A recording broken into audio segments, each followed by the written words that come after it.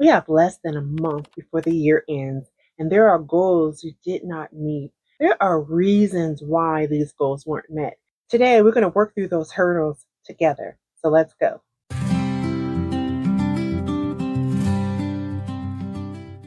When you have a creative juices flowing, there are so many different projects that you come up with. It's like they are dancing around in your head. And so you can't wait to put them on paper and say, these are the things that I am going to make happen this year. Well, for some reason, neither of the projects come to fruition. Here are some of the main reasons why you are not meeting your goals. You say these are the things that are going to come to life this year. Firstly, too many projects in the pot can lead to overload, and you start to feel overwhelmed. And if you're working on this project and that project, you cannot put excellence into all of them. You need to focus and prioritize. This can lead to low quality, missing deadlines, and mostly, and I'm sure a lot of us can relate, burnout, because you have too many things going on. And then you start losing that creativity, you start losing focus, and then you slow down your projects and nothing gets accomplished. No progress is made.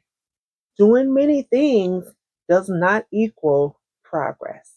Honestly, what happens is you see the end result and you're so excited. You envision it, what I want it to be.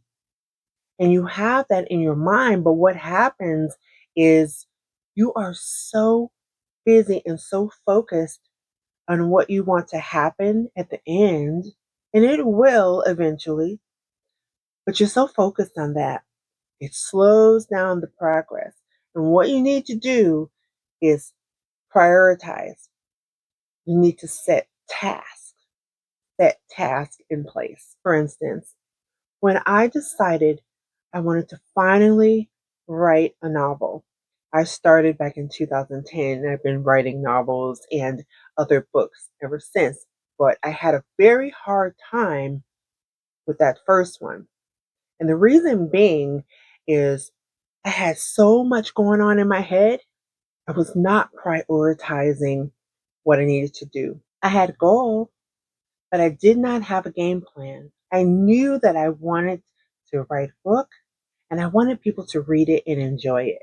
I knew exactly what was going to happen down to the end.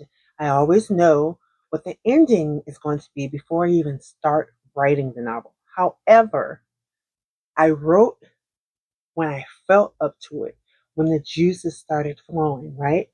Some days you don't feel like doing anything. Some days you don't feel like writing. Some days you do not feel like sitting at the computer and starting that project or whatever it is, making those phone calls. So, what you need to do, set aside specific times for a certain task. So, I started thinking about this. What is going wrong? Why am I not able to get through these first couple of chapters? That is because I was not consistent. So I started writing every day. I said, I'll write 500 words, I'll write 1,000 words today. Because then it became a habit. And even if it's not exciting, whatever you are doing, it has become a habit. And so you will stick with that. It's just like me being on YouTube, right? I know what my goal is for YouTube, but I can't come here and say, I'm going to be a great influencer. I don't necessarily need to be an influencer. I just want to come here and talk to people and perhaps help people, give good advice on whatever they need to be. So, what I do is I have a schedule. I have a big calendar on my wall. I have a big board on my wall, and I have certain tasks, and I stick with that. Even when you do not feel like it, you have to stick to task because then it becomes a habit. And that helps you meet your goal. You're working towards your goal. You're focused. And that way you're not all over the place. What am I going to do today? Maybe I'll work on the graphic. Maybe I'll work on this and that.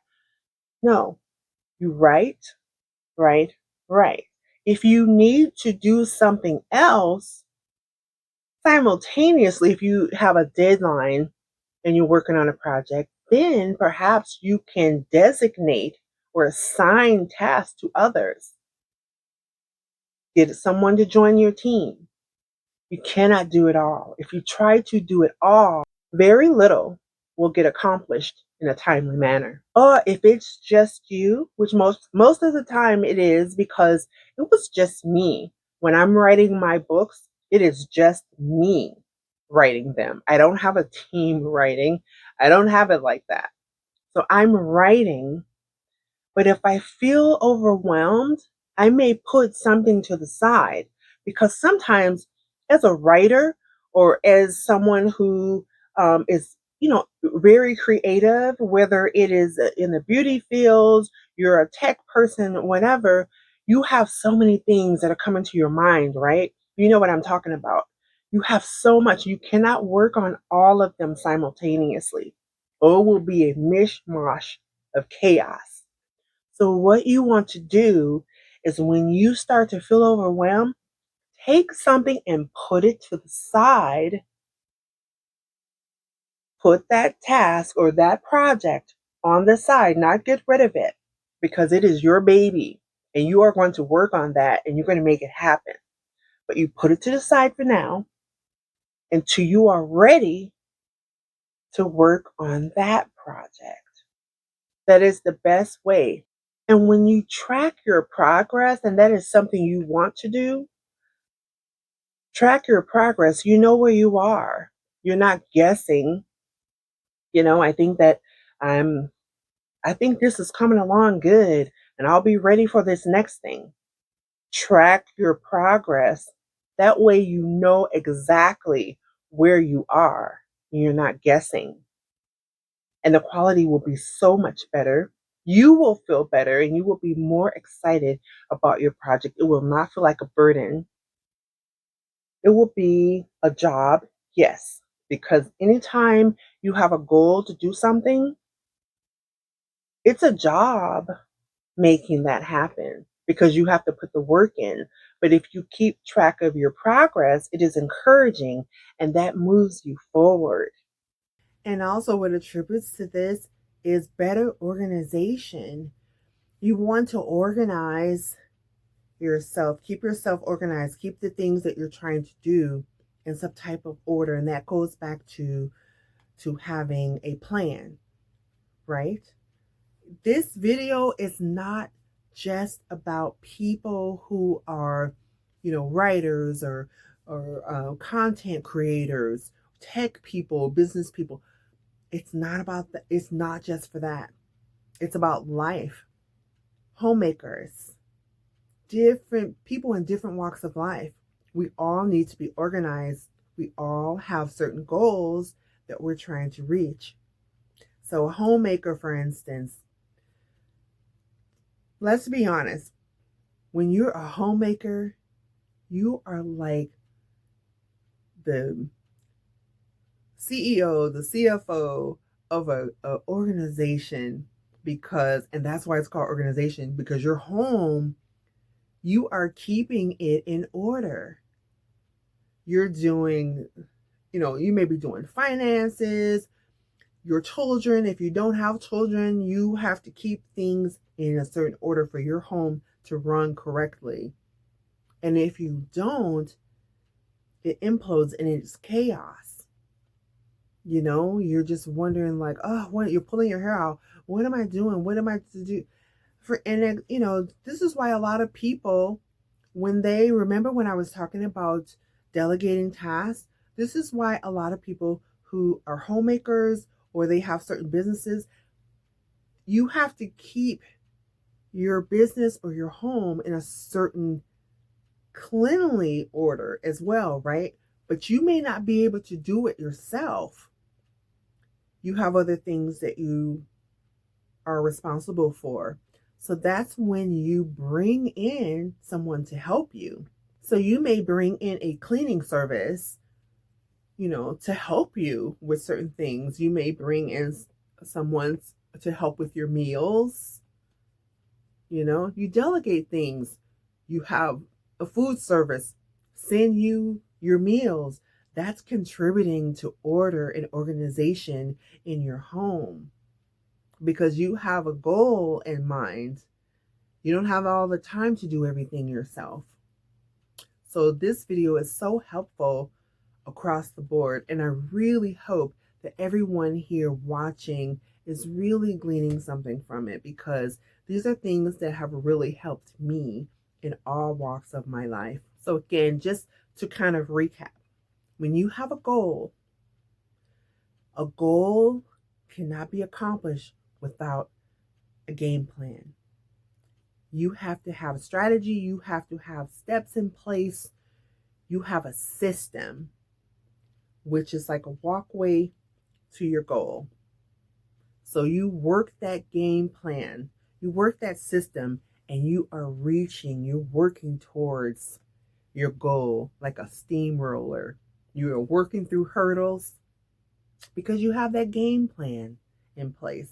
You're not just leaving it to wherever things may land, because that will be the biggest hurdle of you never accomplishing what you set out to.